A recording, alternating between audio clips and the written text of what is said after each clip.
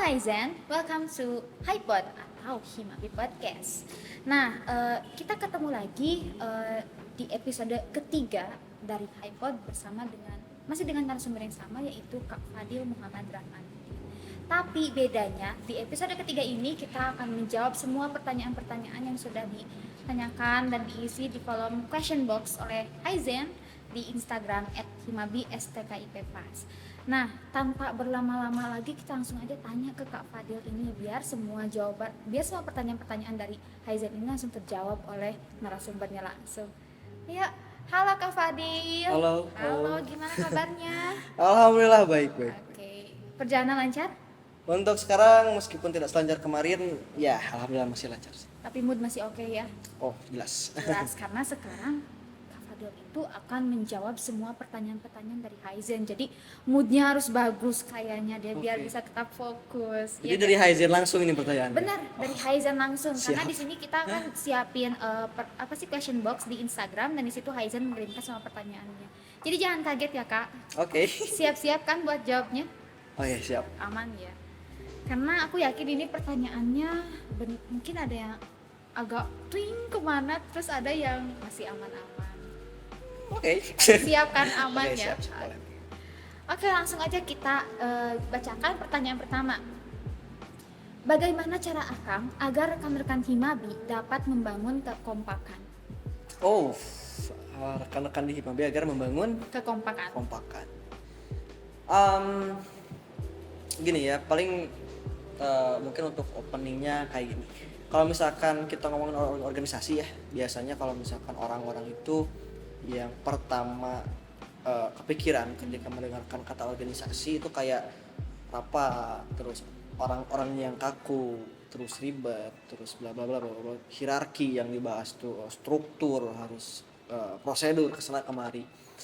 Nah, saya pribadi gitu mempercayai bahwa ketika memang pelaksanaan organisasi itu didasari dengan bonding yang kuat, dengan dengan ya tadi kekompakan dan chemistry yang kuat, maka hal-hal yang kayak tadi itu bisa agak dikurangi, bukan dikurangi sih, tapi bakalan mengikuti berdasarkan waktu kayak gitu. Nah, terus caranya bagaimana agar bondingnya kuat? Biasanya sih kalau saya mah balik lagi ke yang kemarin kita obrolin kayaknya. Sih yang mana ya? Yang bahwa ketika memang di organisasi atau dimanapun saya tuh kayak nge-treat orang itu sama gitu. Oh iya. Ya, memperlakukan orang itu sama. Jadi ketika memang tidak ada sebuah perbedaan, tidak ada sebuah batasan di sana gitu, entah itu mau cutting, mau ada tingkat gitu kan, mau siapapun, ketika memang kita di organisasi sama, maka di sana pasti gak akan segan gitu, dan perasaan gak segan itu tuh akan menimbulkan kekompakan gitu. Sama halnya juga gitu ketika memang ketika memang tidak ada batas gitu ya di antara antar anggota tuh, orang-orang itu akan mempunyai kesempatan yang lebih untuk mengenal satu sama lain, itu pasti, yang pasti. Nah, ketika memang kembali lagi gitu, ketika memang orang itu sudah mengenal satu sama lain, sudah benar-benar kenal, maka ya kepercayaan pun akan tumbuh, dan ya itu juga akan berimpact atau berdampak pada kekompakan. Kayak gitu sih cara saya. Berarti yang lebih kayak gimana caranya membangun chemistry itu kan, menyatukan semuanya ya. Ya. Itu sulit kan pasti ya. Ya, kalau misalkan disebutkan sulit, sulit sih, benar-benar sulit. Tetapi semuanya yang saya percaya mah itu tergantung waktu sih, karena ketika seseorang itu perlu mengenal seseorang lagi, itu perlu waktu, dan memang kendalanya selalu di waktu, karena yang namanya organisasi kita race gitu ya, balapan sama balapan sama apa yang harus dikerjakan di dalam organisasinya. Makanya kebanyakan organisasi justru malah mengenyampingkan si bonding ini, mengenyampingkan si kekompakan ini gitu. Justru ya itu tadi kendalanya di waktu sih, karena kalau misalkan waktunya lenggang, kita agak mikirin proker dikit pun, maka ya kekompakan itu akan ada gitu. Oke deh, kita langsung ke pertanyaan kedua ya Kak. Boleh. Apa tantangan terberat menjadi kahim selama masa pandemi kemarin yang membatasi segala aktivitas seperti rapat rutinan di kampus dan lain-lain? Paling karena sebenarnya kalau misalkan pas pandemi saya belum jadi kahim ya. Belum jadi kahim. Kalau misalkan pas pandemi itu masih teknis ya, Periodenya masih, teknis ya, juga. masih periode Himabismart, masih dalam kepemimpinan teknis dinasti Fausila. Tapi karena memang saya juga ikut andil ya dalam kepemimpinan tersebut di Kadif, ketua divisi humas, yang saya rasakan tuh susahnya tuh ketika memang kita harus mengganti kegiatan yang offline yang memang benar-benar full offline dilaksanakannya jadi online gitu. Itu sebuah tantangan yang memang agak susah untuk dilewati, bahkan organisasi manapun kalau menurut saya gitu ya.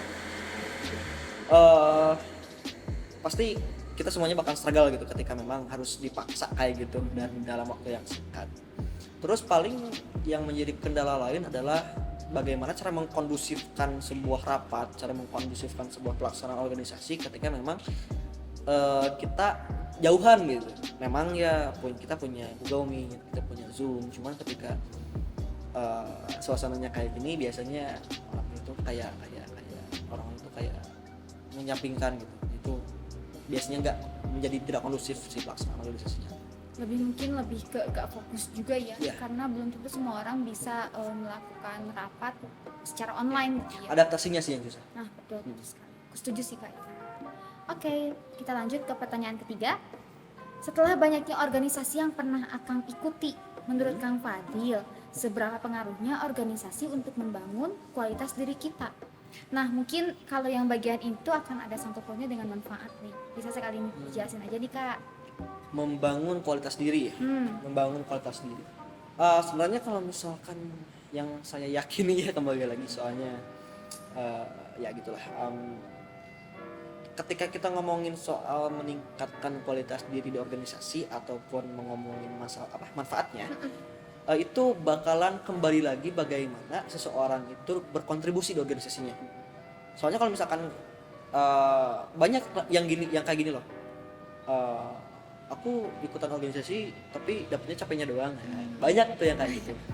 Nah, yang kayak gitu tuh biasanya gitu ya, tidak benar-benar mengambil esensi gitu dari bagaimana sih pelaksanaan organisasi itu berjalan dan apa yang bisa kalian dapat dari organisasi.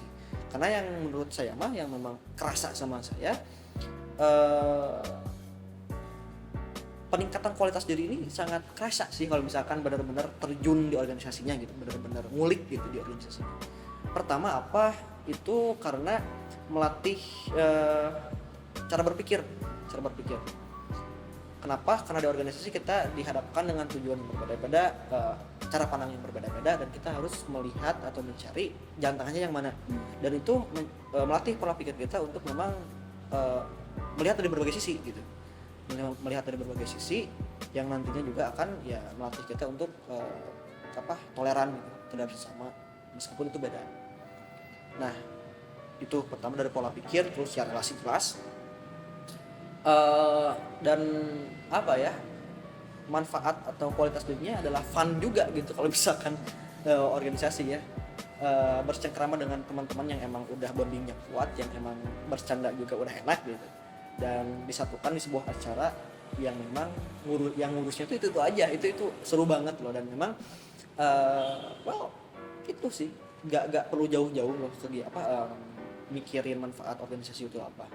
Hal yang kayak gitu aja itu menjadi sebuah bisa meningkatkan kualitas diri menurut saya. Oke, selanjutnya nih ada pertanyaan yang keempat. Oke. Yang keempat ini biggest advice from Kak Fadil. Biggest advice.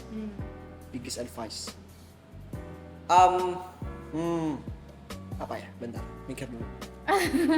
Paling gini loh. Jangan membuang-buang waktu untuk mengurusi omongan orang lain. Kenapa? Karena kita tidak mempunyai kekuatan untuk mengkontrol omongan orang lain. Kayak gitu sih. Kita nggak bisa kan, misalkan saya di sini lagi podcast, terus ada yang ngomongin di luar, dan saya tahu saya harus keluar dulu podcast ini dan kita gak bisa mempunyai kekuatan kayak gitu loh. Jadi ya gitu tadi, bahwa jangan terlalu ya mengurusi gitu omongan orang lain, karena ya tadi gitu, ketika memang omongin aja gitu. Soalnya kan setiap orang punya perspektif yang berbeda-beda ya terhadap segala suatu hal pun, dan Anda tidak bisa kayak memaksakan perspektif itu, memaksakan cara pandang itu, memaksakan apa pendapat Anda ke orang lain. Jadi Anda pun ya untuk menghemat energi juga ya diam aja. Kenapa sih? Itu bagus dong, advice yang sangat bagus itu. Haizen harus bisa mengutip bagian yang itu ya, karena itu bagus banget. Bisa-bisanya nih Kak Fadil ini sangat inspirasional sekali ya orangnya. Enggak, jangan sebutin kayak gitu deh. Oke. Ya udah, kita skip dulu ya. Pertanyaan selanjutnya, hidden talent Kang Fadil tuh apa sih? Asik. Hidden talent apa ya yang saya sembunyikan, apa ya? Apa tuh? Bakat yang tersembunyi. Nyanyi. Ya, iya sih, tapi kayaknya kalau misalkan nyanyi nggak hidden deh. Oke. Soalnya kalau di sekre Himabi pun saya suka nyanyi gitu, karaokean sama anak-anak. Terus saya juga kan gabung padus gitu ya, Gempita Harmoni STKIP Pasundan. Jadi ya mungkin gak hidden lagi ya itu. Mungkin gak tahu sih. Paling saya tuh suka banget nulis. Oh, Ya, gak aneh sih. Nulis. Karena kritis juga sih orangnya. Terus ya maksudnya tuh untuk merangkai kata tuh kayaknya hal yang mudah deh untuk Kak Fadil ini. Well, I think maybe jadi ya mungkin itu deh kayaknya hidden talent. Menulis ya. Tapi sejauh ini udah ada karya yang dikeluarkan tuh? Belum. Enggak sih, belum. Saya belum pede sih kalau misalkan soal karya tulisan mas. Soalnya saya banyak tahu orang yang memang jauh banget tulisannya bagus, kualitas tulisannya daripada saya. Jadi ya for fun aja lah untuk nulis. Jadi lebih kayak menulis itu hanya untuk karena itu kesukaan, tapi bukan berarti yang akan difokusin ya gitu ya. Oke, pertanyaan selanjutnya, hal yang paling Kak Fadil gak suka itu apa?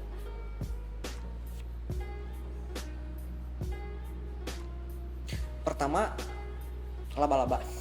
Oh, gak suka laba-laba? Ya, enggak banget. Saya lebih berani ke kecoa daripada laba-laba. Kenapa? Pasti ada ini, ada cerita deh. Jadi dulu kan saya udah cerita ya, dulu tuh suka banget nonton TV. Dan pokoknya at some point gitu, ketika masih kecil banget, ada itu film jam 10 malam. Terus film itu soal laba-laba raksasa gitu, dan itu suka menculik manusia. Jadi saya dari situ takut. Lebih ke takut gitu atau karena geli atau gimana sih? Takut. Lebih ke I don't know ya, cuman ya gak suka aja gitu. Tapi Spider-Man suka kan? Untuk Marvel saya suka lah. Suka ya. Oke. Bisa Ke dipahami. laba-laba, terus paling ya tadi orang-orang yang terlalu sibuk ngurusin perspektif saya gitu. Saya punya pendapat, punya perspektif, punya cara pandang. Terus karena cara pandang saya berbeda dengan orang itu, dia mencoba untuk menyamakannya gitu, bahwa ya, udah di mana saya kayak gitu. Itu orang yang nyebelin sih gitu. Menurut saya. Oke. No offense. Dua ya berarti ya, ada dua Ya. hal. Itu yang paling gak disukain ya berarti sejauh ini. Tapi gimana nih kalau misalnya ternyata ada yang ngasih hadiah terus bonekanya laba-laba tapi warnanya nggak menyeramkan gitu, itu gimana tuh? Masih tetap gak suka? Ya diterima dong. Ya udah Aizen ya, gas aja ya. Aduh. Kenapa jadi boneka laba-laba? Oke, ini ada lagi pertanyaan selanjutnya. Pengalaman yang sulit dilupakan oleh Kak Fadil. Pengalaman yang sulit dilupakan.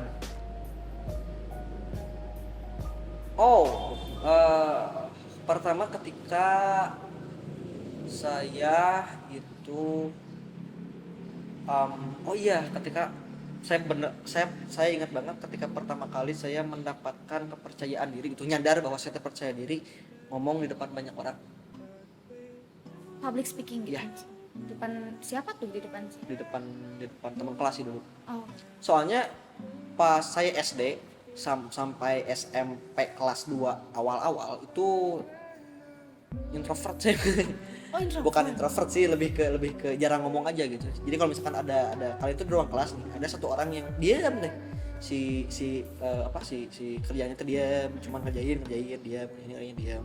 Kalau misalkan ada apa-apa teh ya diam gitu, gak riuh gitu ya, gak kesana kemari. Nah, sama dulu gitu. Ketika SMP awal terus SD full kayak gitu. Tapi saya ingat banget ketika memang pertama kali saya menemukan diri saya itu di depan banyak orang dan saya tuh nyaman gitu ngomong di depan banyak orang. Dan itu ternyata terjadi ketika saya mencoba untuk mempresentasikan sebuah hal gitu yang saya suka. Kejadiannya. Itu tepatnya waktu SD berarti. SMP. SMP. Iya, SMP kelas 2 akhiran. Pertama kali mulai public speaking ya. Pertama kali nyadar saya percaya diri gitu. Oh berarti sebenarnya sejauh itu pas SD pun udah bisa public speaking dong sebenarnya. I think no. Enggak juga sih, enggak kayak gitu juga. Cuman ya gini loh, karena jadi implikasinya itu gini. Karena saya menemukan diri saya itu percaya diri, jadi akhirnya saya mempelajari hal tersebut. Makanya sekarang jadi bisa. Nah, Oke, nih selanjutnya Kak ada pertanyaan yang ini menurut aku sih ini bakal membuka sedikit sesi deep talk yang benar-benar gitu banget. ya. Pertanyaannya itu sebenarnya simpel, tapi mungkin jawabannya itu benar-benar wow gitu loh. Siap Okay. ya? Siap, Ini oke siap. kita akan jadi pertanyaan terakhir kita. Siap? Oke. Oke. Nah, pertanyaan terakhir kita adalah sulit gak sih jadi Kak Fadil Muhammad Rahmadi? Wow, oke. Sulit gak sih jadi saya?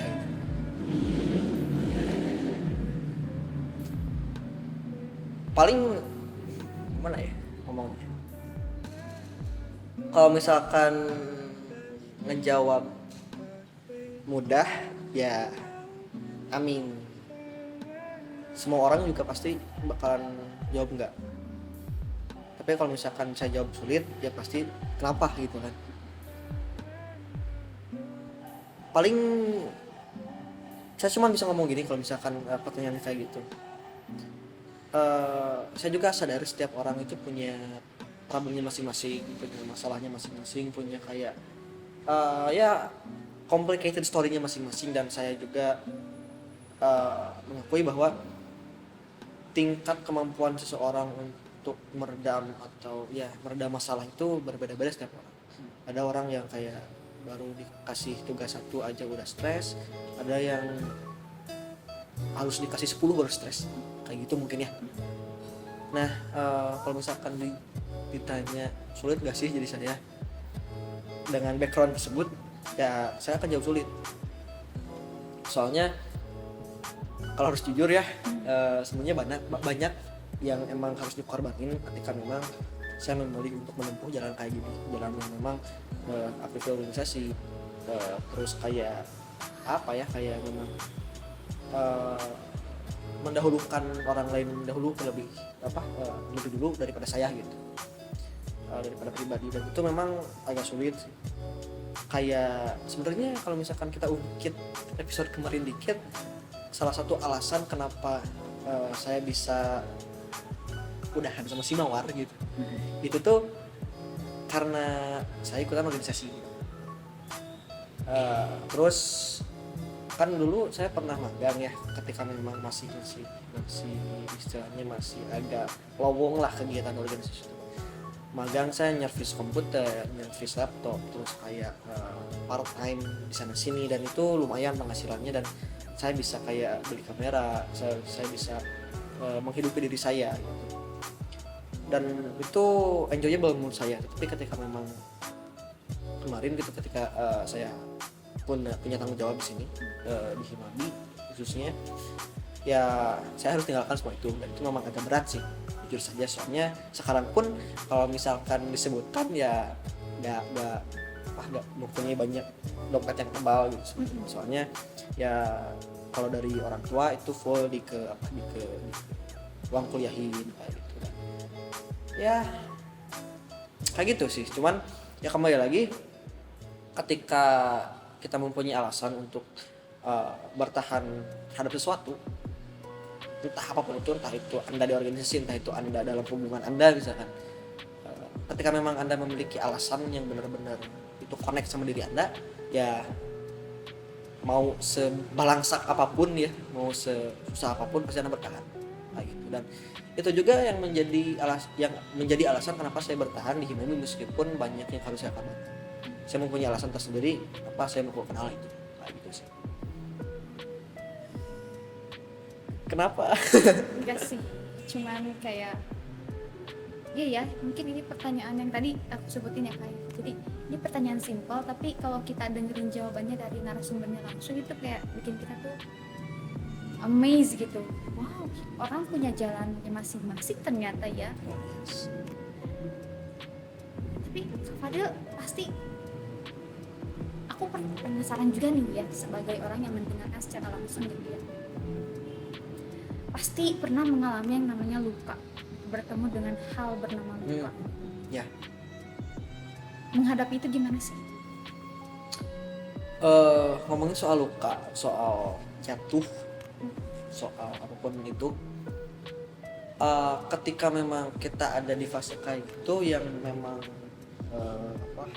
saya tangkap gitu ya, yang saya pahami ketika